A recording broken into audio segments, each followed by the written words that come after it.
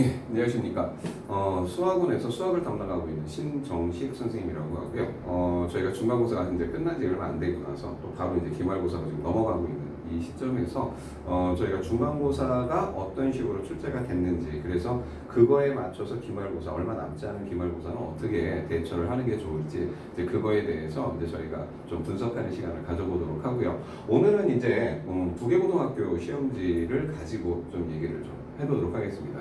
일단 부계고등학교 1학년 시험지인데 일단 1학년 공통과목 상이고요. 출판사는 천재류를 쓰고 류였고요. 난이도는 한 중 정도. 근데 이제 저희가 봤을 때는 중하 정도. 그래서 왜 그랬는지는 좀 이따가 분석을 좀 해보도록 하겠습니다.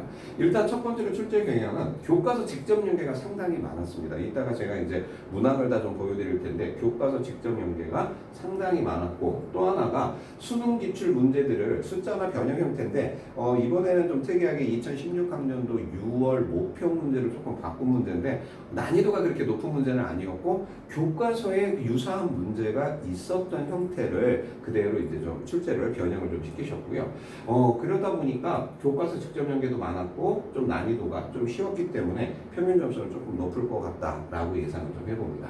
자, 그러면 문항 분석을 좀 해볼 텐데요. 아까 말씀드린 것처럼 교과서 직접 연계가 무려 24문제 중에 18문제가 됩니다. 그래서 여기 밑에 보시는 것처럼 18문제가 교과서에 있는 문제에서 조금 숫자를 바꾼 형태로 해서 거의 직접 연계가 18문항이나 되다 보니까 결국에는 한 6문항 정도에서 등급을 가를 그런 문제들이 이제 나왔고요. 특히 스스로 확인, 탐구학수, 생각 넓히는 수학, 천재류에만 있는 것들이 특히 이제 생각 넓히는 수학하고 스스로 확인 문제가 있는데 학생들이 쉽다고 건너뛰는 경우가 있는데 그쪽에서 사실은 상당히 좀 많이 나왔습니다. 저희가 지금 이 문항을 다 보여드릴 수는 없는데 이 문항들을 저희가 교과서에서 한번 다 정리를 해보면 거의 대부분이 이쪽에서 출제가 됐다. 그렇기 때문에 사실은 여기까지를 좀 꼼꼼하게 보지 않은 학생들한테서는 그래도 어렵지는 않지만 그래도 조금은 좀 더 낫지 않았을까 하는 생각을 좀 하고 있습니다. 예를 들어서 지금 11번 문제 같은 경우 2차 방정식에 2차 방정식하고 그 다음에 이제 K에 관계없이라는 항등식 문제가 연결되어 있는데 이거 교과서 58페이지에 있는 문제고요. 그 다음에 3차 방정식의 허근에 대한 얘기에 이것도 지금 교과서 58페이지에 같이 있는 문제를 그대로 정리를 했습니다. 그리고 이제 2014년 6월 모평 문제인데 16번 문제였거든요.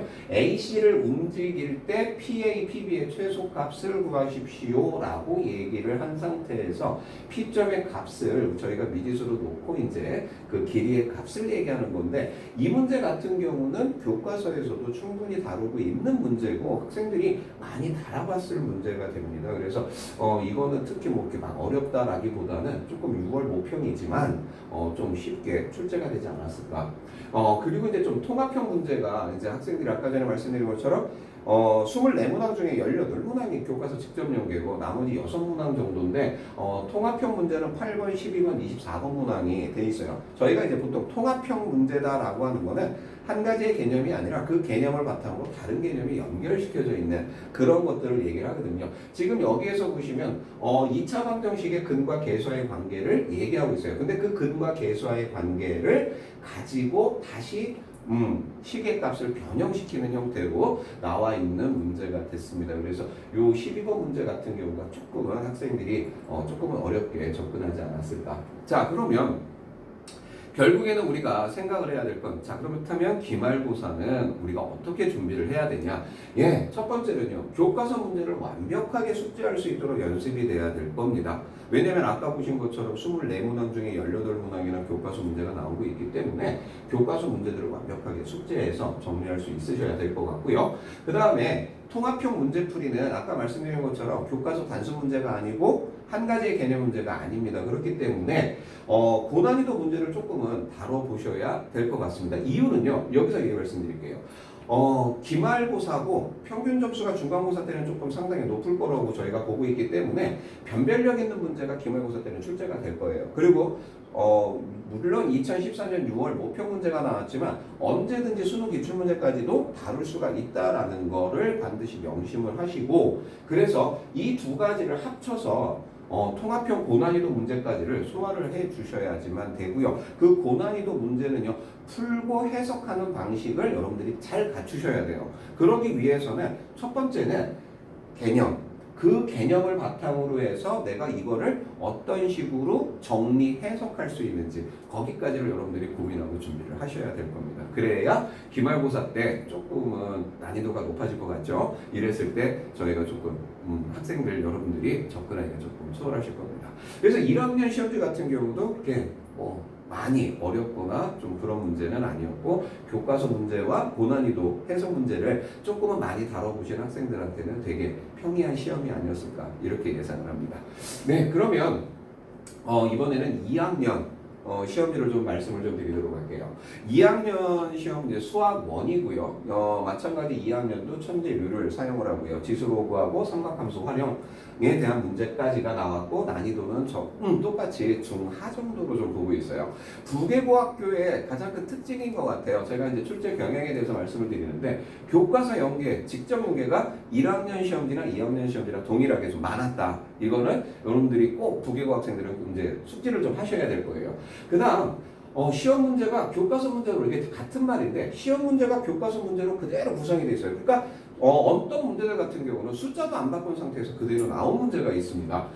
그러면 문항을 한번 좀 보도록 할게요. 교과서 연계인데, 자, 아까 1학년 학생들 시험지 24문항 중에 18문항이라고 그랬죠? 네, 2학년 학생들은요, 21문항 중에 15문항이 교과서 직접 연계입니다. 상당히 많고요. 심지어 서술형 1번 문제 같은 경우도 직접 교과서에서 출제된 문제가 나와 있습니다. 그리고 통합형 문제가 2문제 정도밖에 안 보여요. 그러니까 17번 문제 서술형 2번 문제인데, 그렇게 난이도가 높은 통합형 문제는 아니었다. 제가 이따가 이제 한번 보여드릴 텐데, 지금 15번 문제입니다. 15번 지수하고 로그 함수의 그 각각의 최대 최소값 구하는 문제인데, 이거 같은 경우 교과서 45페이지 5번 문제, 50페이지 4번 문제를 조금은 숫자만 미수라든지 진수 조건에서 살짝만 바꾸신 거지, 그 틀은 바뀌지 않은 문제. 그래서 거의 직접 연계가 됐던 문제고요.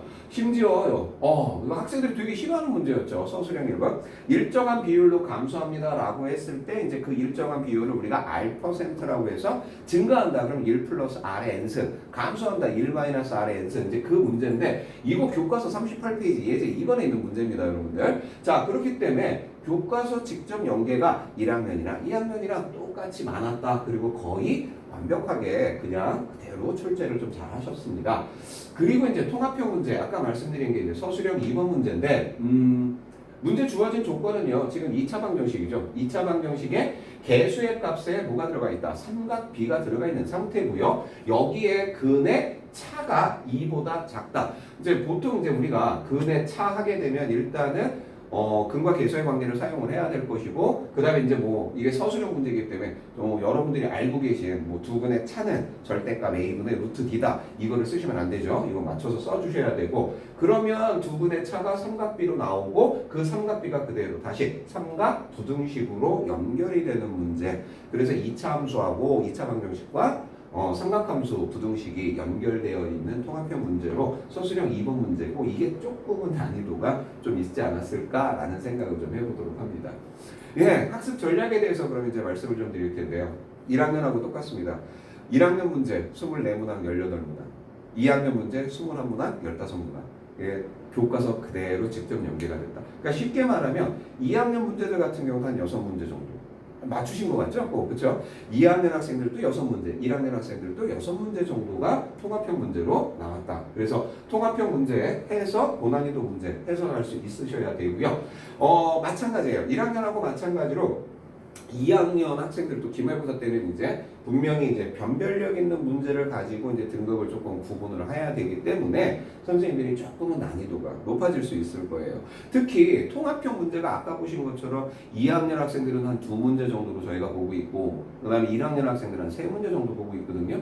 그러면 통합형 문제가 적었다. 그리고 교과서 직접 연계가 아니고 통합형 문제 빼면 3문제 정도 되죠. 그럼 그 문제들은 뭐였을까? 예, 단순하게 해석 문제였어요. 그렇다 보니까 학생들이 의외로 쉽게 접근을 하실 수 있으셨는데, 직접 연계가 줄어들면요, 반드시 통합형 문제가 늘어납니다. 통합형 문제가 늘어난다는 건 여러분들이 일단은 생각을 하셔야 될 게, 특히 2학년 학생들에 대해서 좀 말씀을 드릴게요.